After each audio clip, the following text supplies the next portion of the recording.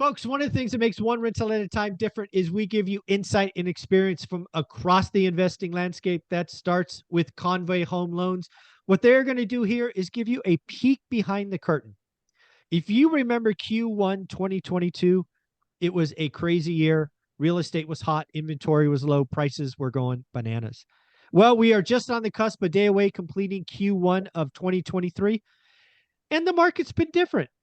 We've had a banking crisis. We've had a lot of stuff. So both Dustin and Jonathan have been gracious enough to give us a peek behind the window comparing Q1 to Q1. The floor is yours. Yeah, so just so everyone understands, we're just going to give some numbers in terms of, what we saw in quarter one of 2022 versus what we're seeing now in quarter one of 2023. Mm-hmm. So I'll start with the first one.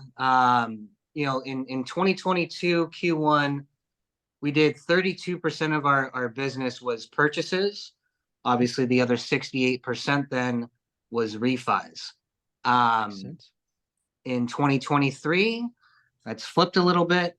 Purchases are 62% and refis are 38%. You know what?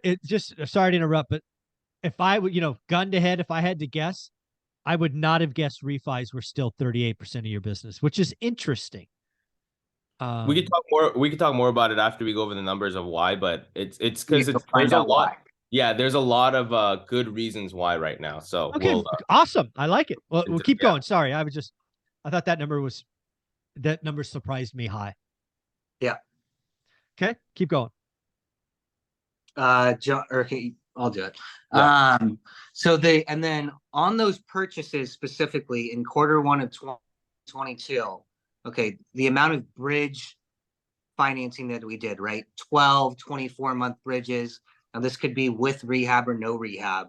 That was only 22% of the purchases that we did in quarter one of 2022. In 23 of quarter one, the bridge percentage of purchases was nearly 40%. Ooh, so, I would have guessed. I would have been close on that one. Okay. Yeah, that is nearly doubled, which we can obviously dive into a little bit later as to why we think why. John, you want to do the next two? Yeah, and then in quarter one of 22, the number of cash out percentage of refis that we had was obviously higher. Everyone was trying to pull out cash. We had 72% last year compared to this past quarter. We only had 12% that were doing cash out. So obviously equity's not as high, appraisal issues, stuff like that. So that was kind of in there. And then the last one, that's actually the probably not a big shocker, but also a big number, is that last year, quarter one, the percentage of hard money that we were doing refinance out of was like 16%. Versus this year, this past quarter, 72% of the refis were out of hard money. Ah, now I get it. Yeah. Got it. Now the refi number makes a lot more sense. Yeah. Because, I mean, if we're talking literally, and this is full circle, but 12 months, right? So from quarter one to quarter one of a year later, a lot of people that had 12-month bridges were having to do, they have to refi out. But a lot of those people actually, some of them, because they bought it for so cheap, a lot of times, they were able to get a little bit of equity out, cash out or whatever, or just, even if it was just to pay off that rate and term, hard money. Yeah. I mean, so it's not necessarily a bad thing, but that's why our refi numbers were a little more skewed, because we deal with so many investors across the country, and a lot of them bought last year thinking it was a good idea with the hard money and bridges, and then they had to get out of those. Yeah, so let's just play this out, because again, it's fun on One Rental at a Time. We could tie this in with a conversation I had earlier this morning. Jonathan Twomley, who's a big multifamily guy. There was a lot of syndicators doing bridge debt, which is a number you guys gave us. And bridge debt in multifamily basically means 1 or 2 years. We're going to add value. We're basically going to burn apartment building. Then you do that, and you end up trying to do that into a banking crisis where the regional banks aren't lending, but yet you've got to get out. Makes total sense. And yeah, it's really interesting to think about full circle.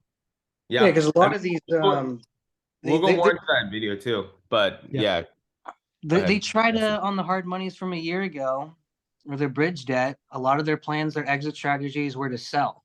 You know, a And lot of that's them. not happening. Yo, no, well, absolutely. Dude, Yeah, there were people playing apartment buildings like Monopoly or like casinos. yeah. The last year in the multifamily space was unhealthy. It was like 2006 single family. 2006 vintage of loans is horrible. The last year in multifamily, horrible. And now people are paying the price. Makes total sense. Yeah. Because the you know they were doing deals that they thought had a lot of meat on the bone, if you will.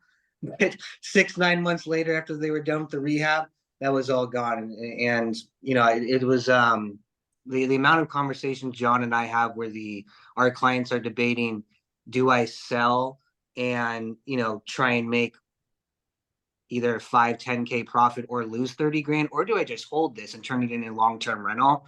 I don't know what those numbers are because we didn't dive into that, but that's a majority of our, conversations if they're refining out of hard money. Yeah, I talk with people all the time. There's a lot of people sitting on deals. It's like, hey, I'll pick a number, 300 grand tied up in this. I had other uses of that 300 grand, but if I sell, I have to eat 50, or maybe I can limp along and hopefully it gets better in the future. Those are some tough choices people have. That's exactly what they're going through right now. Yeah, it's pretty crazy. Jonathan, what are some other numbers that stood out to you, kind of sitting above all of this? What other jump? What one of these four really jumped out to you? Yeah, I mean, obviously the number of bridges we're still, kind of doing on the purchases, I think is another one, but we can kind of Yeah, discuss let's it. talk about that because you were Yeah. 22% last year, 40% this year. So somebody getting into bridge debt again, we're talking 1 or 2 years. Yep. I mean, what are they Rehab telling you? finance. Yeah, rehab financing, majority of them, and then I mean, obviously you're doing a bridge deal, right? You're kind I of am, your I am. 1.6 is a bridge. Exactly, exactly. 2-year bridge. Mhm. But the situation with the bridges, and I feel like the reason why it's kind of attractive right now is because um a lot of properties that were undervalued are like undervalued, not taken care of as well, are starting to become, I think, like easier pieces to negotiate, right, with sellers. Yeah, and it's kind of like you're building, right? And I think you're right. And again, this you can't make blanket statements in this business, but I would think bridge debt done this quarter, meaning 23 versus last year, is much safer. Oh You yeah. probably have an experienced operator who is getting a deal. Because if people watch my channel, I did 2 deals at the end of the year, 30% off list price. Out of the MLS, you're not supposed to be able to do that. But why did I do that? They were just beat to shit. Nobody else could buy them. You had to have cash or bridge loan to get the deal done. So the population of people that were buying was small, and then you add in the winter months, nobody was shopping. So yeah, I would think a bridge deal being done today on a busted up asset much safer than last year. Yeah, I mean, there's much more leverage that people can. I mean, obviously, and leverage is down actually because last year, actually, we were like bridge that we were talking about that was being written was like almost 100% financing, right? Yeah, And when you add it together, yeah. yeah. So now it's like the max, we can do some 90s. Most of them are ending up being like 85. So there's a little more leverage there, and that's of purchase, More right? safety, But yeah. It's more yeah, but safety. purchase price now is lower than purchase price last year. So that in Oh, itself creates a margin better of safety. ARV. Exactly, exactly. So it's a little more comfort there. And then also, I mean, the cost of also doing the work, now the materials cost and everything. Last year we were in a situation where Oh materials yeah. cost was way higher. And this year we're in a situation where materials cost is, I mean, it came down and it's slightly back up, but it's not as expensive as it was last year. So now, it's more, I think it's more advantageous for a lot of people to do that value add. And then they'll wait the 3 months or the 6 months, whatever the seasoning period is. A lot of these people aren't going conventional anyways. So they can't go conventional because it's 12 months now in Yep. conventional cash out. But Mm-hmm. if they can go, do a non-QM after 3 months, after 6 months, hit us up and do a refi, cash out of the ARV, and then move it into the next one. So I think we're going to see a lot of people, I think, take advantage of this product. And I think there's a lot of benefit to it as long as it's done correctly. And the person that's giving you the debt is kind of knows what they're talking about versus like being like, oh no, we'll just write you a loan, whatever, just do it. But, so I think there's a lot of opportunity here for growth using that kind of leverage this year. Yeah, I think there's a lot of folks at one rental at a time. I get notes almost every week for people using Convoy Home Loans, which I appreciate you guys treating them so well. But I hope a lot of them are doing the work, right? That's my whole thing. Get a buy box, look every day, document what's going on. I believe deals done today are probably safer than deals done last year, especially if it's a heavy lift, whether that's a flip on an affordable home or a value add multifamily. Dustin, if somebody wanted to reach out and see if you could help them or they wanted to review a deal with you, how would they do that? Yeah, you can go to our website at convoyhomeloans.com and just make sure that you mention that you came from ORAT. That way, John or myself can help you out directly. Yeah, if you don't mention you came from ORAT, you're going to get one of the peons in the organization. But if you say you came from ORAT, you get one of the two principals, and they'll take care of you. Thanks, guys. Thank you.